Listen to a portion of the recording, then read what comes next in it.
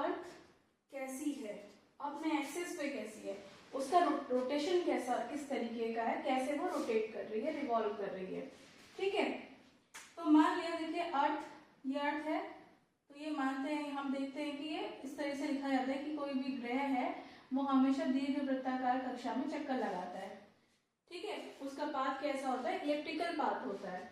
अब elliptical path तो हमने इस पेपर में बनाया, ठीक है, लेकिन देखिए अगर इसको इस पाथ को देखो तो यहाँ से यहाँ तक एक सीधी लाइन भी दिख रही है, माना कि इसकी ये सीधी लाइन है, ठीक है, अर्थ का पाथ है, यहाँ पे अर्थ है,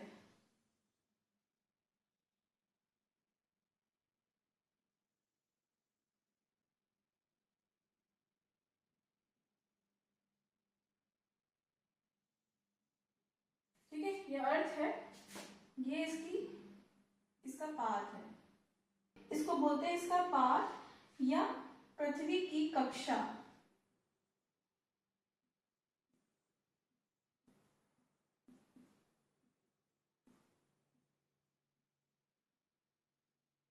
ऑर्बिट ऑफ अर्थ, ठीक है, ये इसका ऑर्बिट का पाथ है, ये है पृथ्वी की कक्षा। अब हमने इसके इस कक्षा पे, ये इस ऑर्बिट पे एक डाल दिया परपेंडिकुलर, जो उसको एग्जैक्टली बीच से काट रहा है। इसका सेंटर पॉइंट ले लेते हैं ये,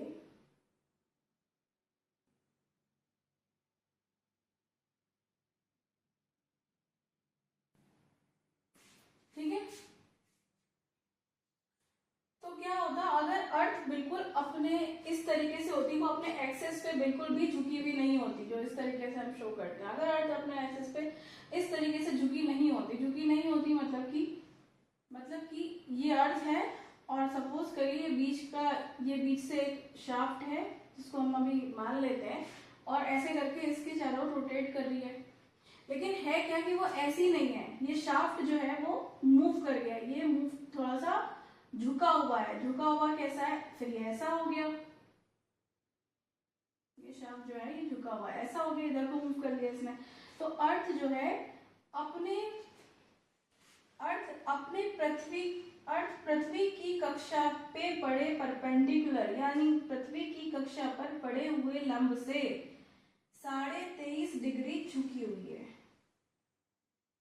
23.5, सॉरी एंगल थोड़ा सा बड़ा बन गया है, से 23.5 डिग्री झुकी हुई है।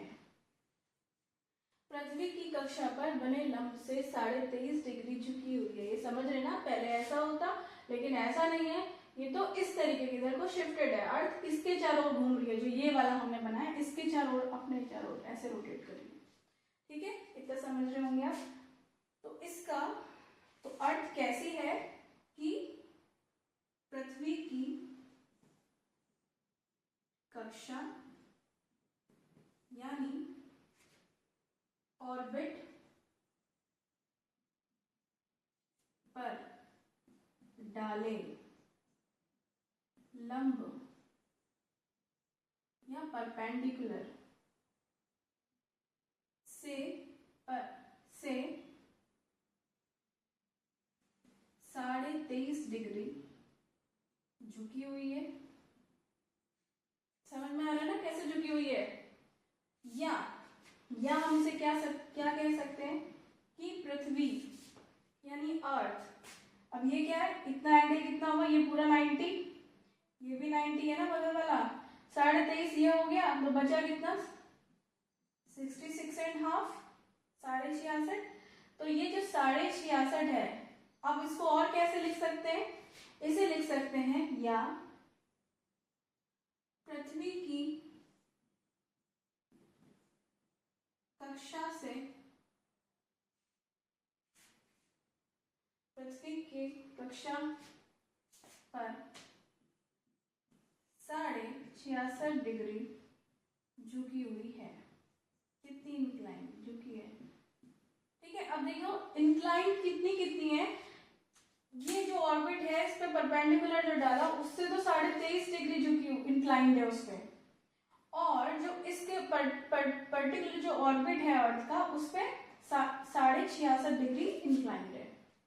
समझ रहे आप। तो अर्थ जब अपने अक्ष पे घूमती है तो कैसे घूमती है, ये है वो शाफ्ट, अब इस शाफ्ट के यहाँ होती है पश्चिम से पूर्व की ओर, पश्चिम से पूर्व की ओर। होता क्या है, अब ऐसे घूम रही होती है और सन के चारों ओर भी घूम रही होती है, ठीक है। तो अगर हम मान लें कि यहाँ पे सन है, इसको यहाँ पे लिख देते हैं पृथ्वी की कक्षा। अगर मान लें कि यहाँ पे सन है, तो अभी क्या है कि इस वाले पोर्शन पे सनरेज पड़ रही है। अगर इस वाले पोर्शन पे सनरेज पड़ेंगी तो इस साइड अभी दिन हो रहा होगा और इस तरफ रात हो रही होगी। फिर जब घूमते हुए ये हिस्सा पीछे चले जाएगा, 1 और 2 नाम दे दें, फिर 1 पीछे चले जाएगा तो 2 वाला आगे आ जाएगा, तो फिर 2 पे दिन होगा और 1 पे रात होगी, ठीक है। तो आपको समझ में आ गया कि दिन और रात